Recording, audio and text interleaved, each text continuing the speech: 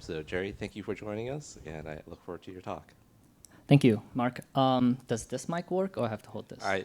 That's working, yes. Okay, gotcha. Hello, my name's Jerry. Thank you for being here, because there's also a very interesting talk by Lilith going on about the public keyword. So thank you for being here.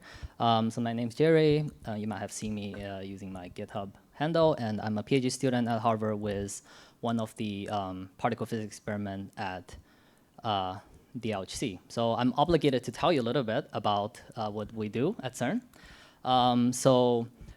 In this particular experiment I work on, we have about 10,000 physicists at CERN using the facility of Large Hadron Collider to study fundamental interactions at the highest energy scale. Here you're looking at a satellite image of basically the site, and the biggest white circle here is how large the tunnel for the collider is. Here's a different angle of that view, and you're seeing here the 27-kilometer in circumference collider tunnel. And we have basically two beams of particles circulating in them, and they would collide at some of these collision points. And our experiment Atlas sits at one of them, and this is really giving you a sense of scale. So this detector is huge, 44 meters long, and then about 25 meters tall. You can see people here for reference. You can barely see them.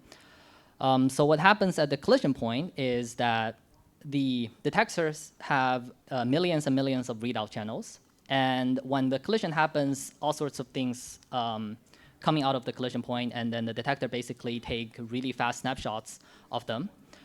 So at the millions of readout channels combined with extremely high collision rate, even though we kind of try to trim it down to about 1 kilohertz, we still have a colossal data set. So from these raw detector readout, and with a complex data processing pipeline, you reconstruct basically physics objects into a table-ish kind of thing. So think of a big table where each row is one of these interesting events you want to analyze. So now you might ask, okay, hold up.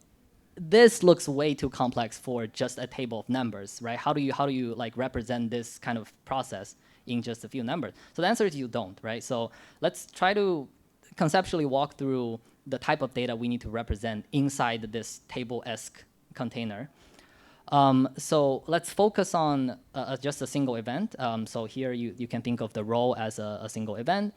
And let's focus on the electrons in the event, right? So the electrons are reconstructed by the software and then are illustrated as green line here.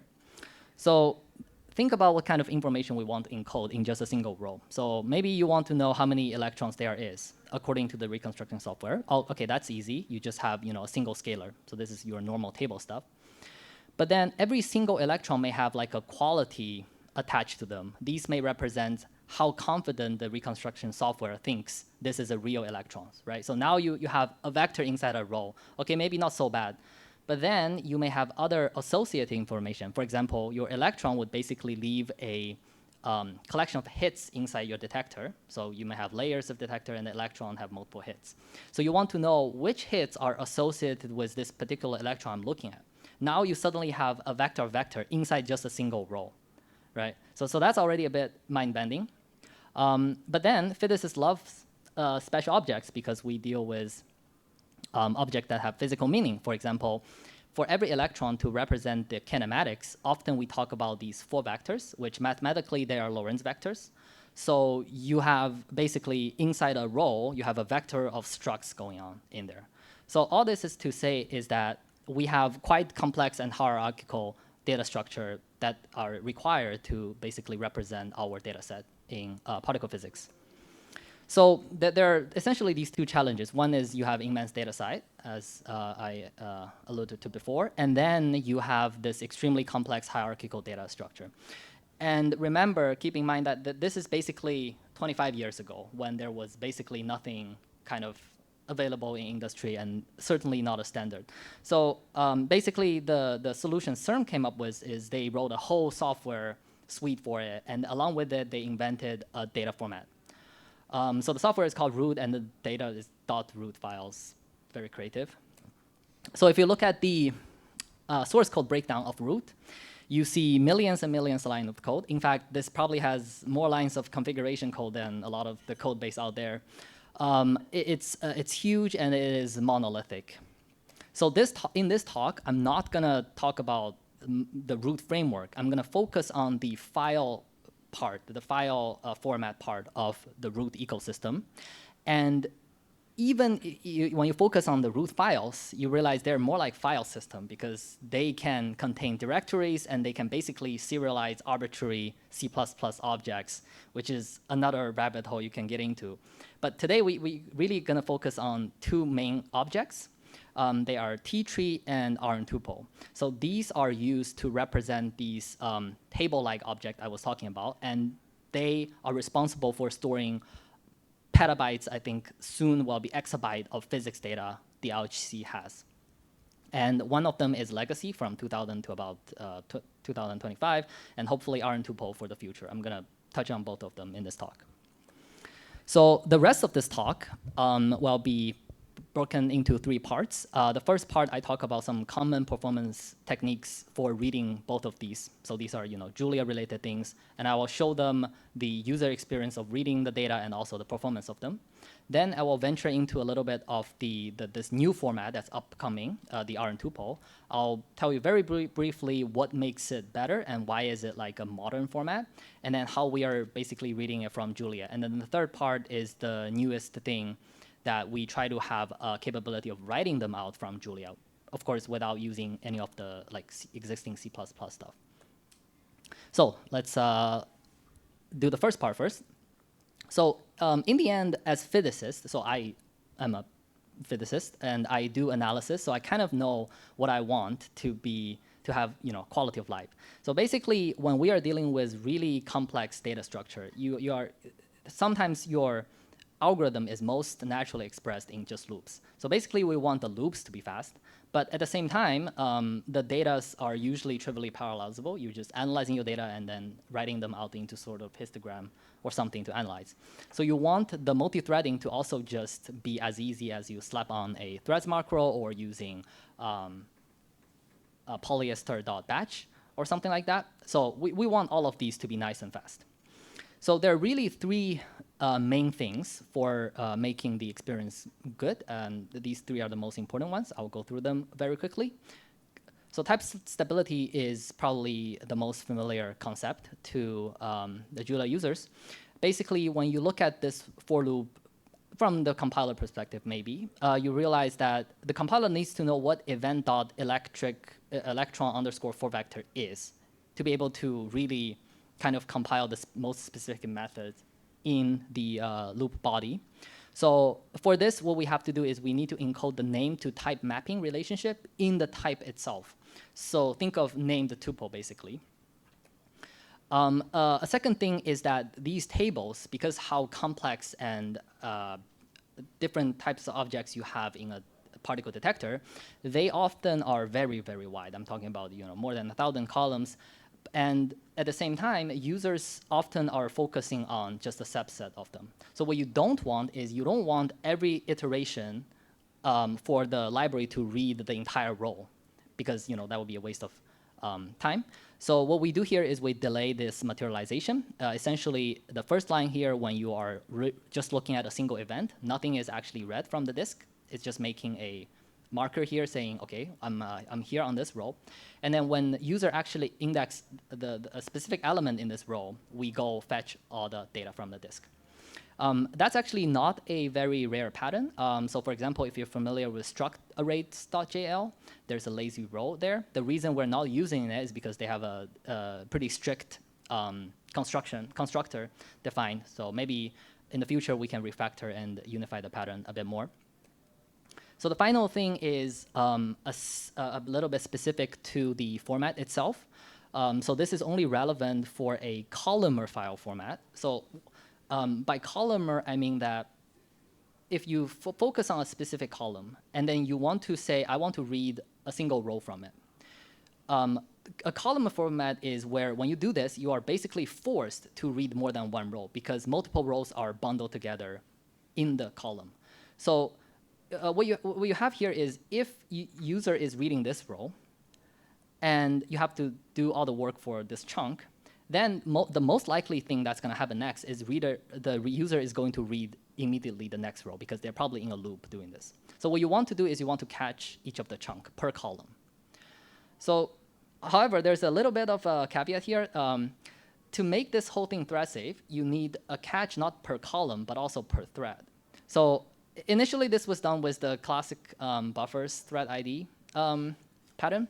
Then when I was redoing this for RNTuple, I saw something really strange. So I was like, OK, is this still the way to go? And then people suddenly realized there are so many code in Julia that was doing buffers thread ID. So we had a really long discussion in the Slack. And then in the end, there's this fantastic PSA blog that you should read if you haven't. So we need a new strategy. So our new strategy is, in addition to the collection of buffers we have, we would have, in addition, a collection of locks. So whenever a task trying to update or flush a buffer, they will first take the corresponding lock out of the collection and then try to acquire it. If it can acquire it, it would update it. So notice that this pattern has the feature that even if a task migrated onto another thread where another task was running before, because these tasks can't acquire that same lock at the same time, this would be safe. Your physics would be correct. It does mean that these two tasks may be alternating the buffer inefficiently, which is not ideal, but at least you will get correct physics. So combining all of that and some other tricks and designs, what you get is a tables.jl compatible, really fast and lazy row iteration object. And then, as you can see here, we are reading quite some complex data structure out of them. These corresponds to a lot of like nesting of unions of structs of stuff, a lot of that. So we can read all of that no problem. And the performance is, I would say, pretty good. Here we're comparing Julia implementation with mostly the C++ implementation. C++ implementation, but with like a table sort of interface, Python wrapper for the C++ implementation, and here UnROOT is like a NumPy-based array at a time kind of operation. So what you're seeing here is the timing for one of the synthetic kind of workload for a physics analysis. You can see here, basically the point is that Julia is competitive with C++, and we scale linearly with respect to the number of threads before you hit any sort of other bottleneck like your disk or memory. All right, so that was the first part. So all I talked about will be equally applicable to both T-tree and RNTuple, but now I want to kind of talk a little bit about RNTuple specifically, because that's the upcoming new things. So what is RNTuple? So it is a brand new format for storing physics data at the LHC. And you can see that it has pretty competitive performance compared to industry formats. So I'll slow down a little bit because these two plots are a little bit busy. So on the first panel, you're looking at the throughput. So higher is better. Throughput of different formats on different file systems and conditions. What you're seeing here is that the RNTuple is way faster than the old T-tree. And it's even faster than some of the industry formats such as Parquet and HDF5. Of course, this is potentially a picked example for high-energy physics application, but still, these results are pretty impressive. And on the bottom, you're looking at essentially the compression ratio and how smart the whole file format is, such that when you read just a part of your columns, you want to touch minimum amount of bytes possible. So here you're seeing that RNTuple is the smallest format on disk, and also one of the smallest in terms of number of bytes touched. So the question is, how does RNTuple do it, right? Because you don't just go around and then think of a new way to encode really complex data and then suddenly it's good. So there must be some reasons. So I thought the best way to tell you why RNTuple is better is to maybe compare and contrast the T-tree and RNTuple a little bit, because you can see where it's getting this improvement. So in T-tree, what you have is a situation where for every single column user sees, there is collection of storage corresponding to that single column. These two relationships are one-to-one. So now you might think, okay, recall some of the complex column I was thinking, telling you we need to encode, right? now you have to cram all of those structures and metadata into these storage units. So that's not ideal because you may have mixed data types and then they compress really terribly. Where in RNTuple, what happens is your user would see certain number of fields, right? That's your top level columns. But they actually decompose into more either storage units or more intermediate fields to encode the structure of the underlying storage. So if you are familiar with Apache Parquet or Arrow, this is the similar strategy over there. So I'm kind of happy that high energy physics and industry kind of converged on what's best way to encode columnar data. So the key point here is that this would allow better compression efficiency and also makes your type schema composition much more uniform, because now instead of saying, well, vector has a special rule, you just say vector is, you put vector into another vector according to this type schema. So everything's much nicer. So the reading strategy for RNTuple is we basically parse the metadata for type schema, and then you process the referential metadata, which tells you where to attach the storage. And then you compose the Julia type, and then you kind of connect the types and the storage together. And then you would have your Julia table.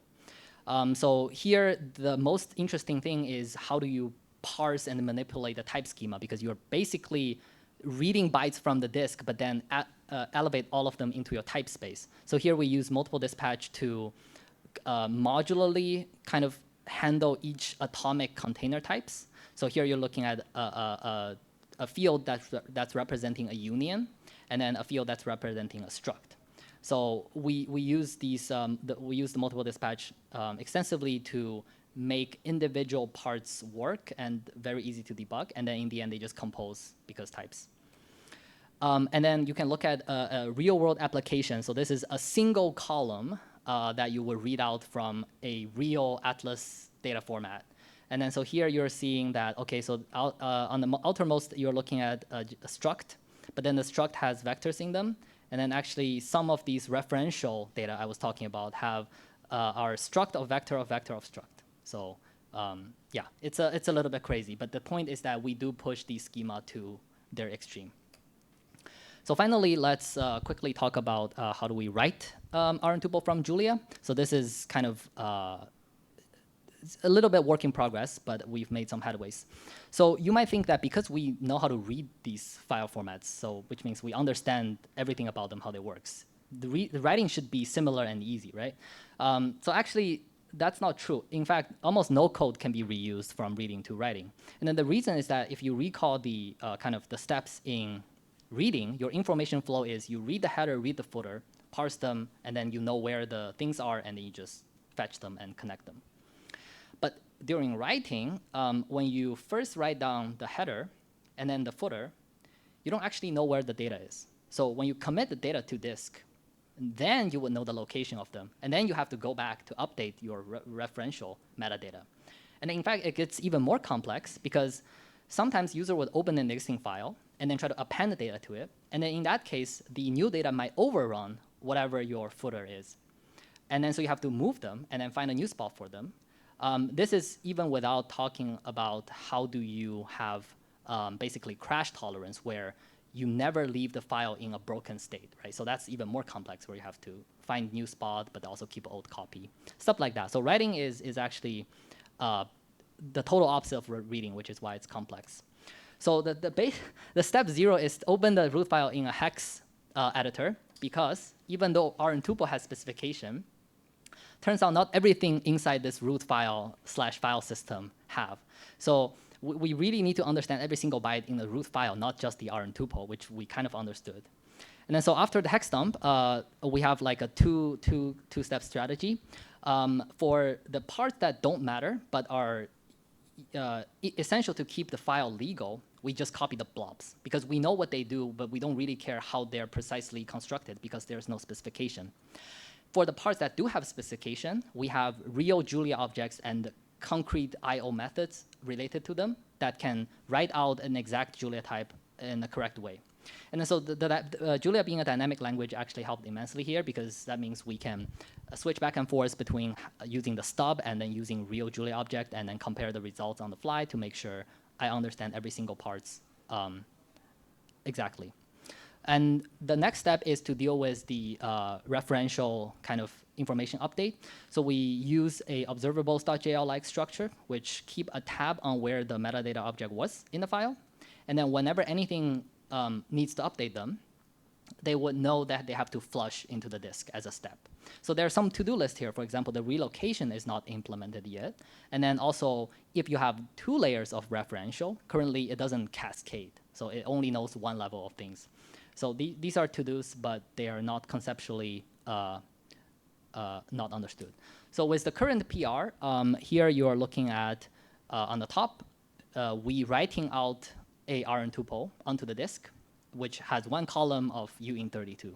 And then on the bottom left, we are reading it back from UnROOT.jl itself. Of course, we should be able to read our own data back. But most importantly, you can read it back from the C++ root, which is really important for integrating Julia into part of the high energy physics system, because you're expected to use these to communicate with other people in the collaboration. So finally, there are some next steps in no particular order. We need to handle more Julia types, right? So this goes into the schema and schema generations. We need to be able to handle longer data and larger data and then allow these appending kind of usage. And then finally, we want to enable data compression. So far, it's not enabled because it makes the debugger harder.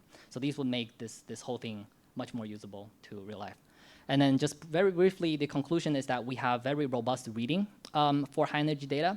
And then the writing, we have a pretty concrete roadmap to achieve full interpolation, at least for RNTuple. And then in fact, personally, I've worked on a atlas analysis that's being submitted, and then there's another one going. So around these ideas, we have kind of organized the Julia HAP organization to help physicists to extract the physics knowledge from the vast amount of data at LHC much more efficiently and effectively. So yeah, so that's what I've been doing. Thank you.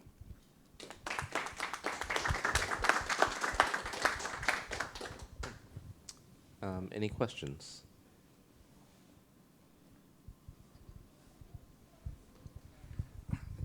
Jerry, thank you very much for the nice presentation. If you can go back to the slide, I think it was 1 or 2 before. Yeah, here. The hexadecimals that you have will always be the same, or if they change, is it possible that they change and you need to update this? Do you mean the... In the upper part. In the upper part. Where you say call 1 is UIN32 and then 0xCECE. Those are just dummy data. Okay.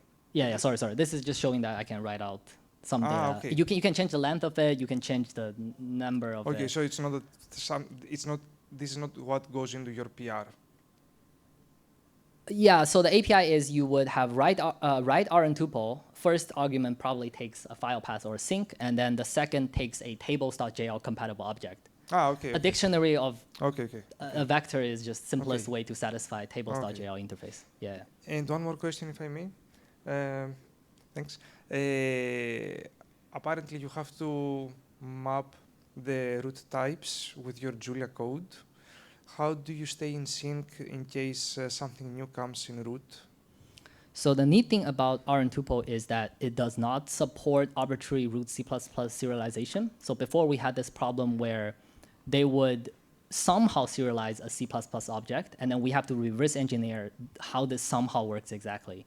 In RNTuple, because it has a specification, everything they can write out without using like essentially a byte blob and then hack would be, we would be able to read them out exactly because it's a specification. Yeah, for example, let's say they write a T vector in a root file and you want to read it. So if tomorrow they change it, they change something in the binary,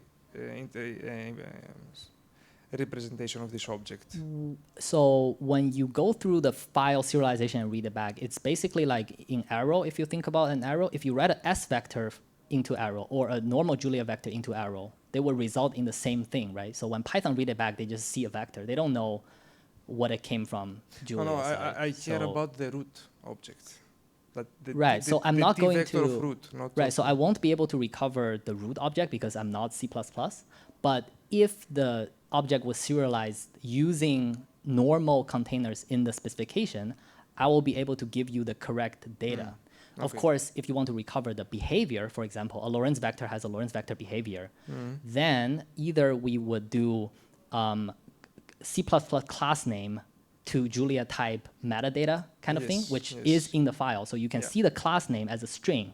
So if you have a list of very common class in root, for example, Lorentz vector, Yes. we will have those built in because we also maintain the Lorentz vector stuff. Okay. Okay.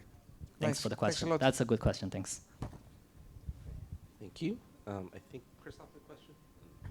I have a kind of a comment that one cannot stress how important is that. If you haven't been using root, you don't know what you are dealing with. This is like a really, he couldn't say that. This is a nightmare from 90s when the object-oriented programming was fashionable and everything is multiple inheritance there. There's all kinds of object-oriented nightmare which we dropped by the time. So it's really very difficult to do anything else than just to pull out the things that are really good. And this is the best part of root, is the super efficient files. This is like opening a whole new whole new world for those who don't want to deal with the C++ from 30 years ago. Yes, thank you for the presentation. I have a follow-up question on, because sometimes I think you, with RNTuple, you can support vectors and maps, STD vectors, STD maps. How you are going to deal with that? Because at the end of the day, you have to store something in the file. Then when the C++ will read it an STD whatever. Right. So that depends on. So RNTuple specification specs out what types they have. Like a type ID correspond to what STD object. We would have to basically dictate what kind of thing. How do they map to Julia types? Like, for example, map, right? So that would be what, a pair? Or a dictionary, right? So, yeah, and then the union in C++, we would have our union, stuff like that. So we would have to spell it out, I guess. But I think most of the time, Julia has a superset in terms of the features. I'm not really, maybe the only weird thing in STD is STD atomic. But I don't know why do I need to know atomic in a file format, right? Like, so there's some questionable thing in the specification, but yeah, we will have like spell out what our types correspond to the C++ types. Okay. Well, thanks, Jerry, again for a wonderful talk. Really appreciate that. Thanks. This concludes the Scientific Data Media Symposium. I hope everyone liked the program. Hopefully we'll do this again at some point. I think the next thing in the conference is that we, I think maybe have a small break, and then we're going to go back outside to see the heavy machine construction demo there. So, okay, thank you again. And also, please thank our AV technician for keeping us going here, despite a little bit of chaos. So.